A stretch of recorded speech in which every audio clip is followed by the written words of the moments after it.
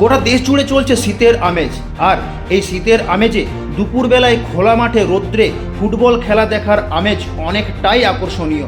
একদিকে যখন ভারতবর্ষের সবথেকে বড় ফুটবল লিগ আইএসএল স্বমহিমায় চলছে, ঠিক অন্যদিকে বাদ যাচ্ছে না মফস্বল এলাকার ফুটবল খেলা। স্বমহিমায় অনুষ্ঠিত হচ্ছে জঙ্গলিপাড়া ফুটবল ক্লাবের পরিচালনায় নক আউট ফুটবল প্রতিযোগিতা 2024।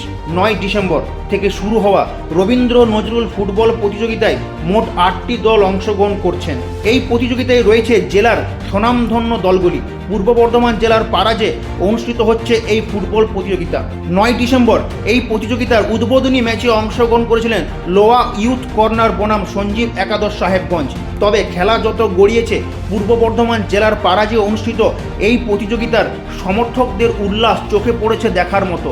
16 ডিসেম্বর অর্থাৎ সোমবার প্রতিযোগিতার প্রথম সেমিফাইনাল ম্যাচে অংশগ্রহণ করেছিলেন দুর্গাপুর সঞ্জীব একাদশ বনাম সাহেবগঞ্জ। খেলার প্রথমার্ধ ও দ্বিতীয়ার্ধে চোখে পড়ে হাড্ডাহাড্ডি লড়াই।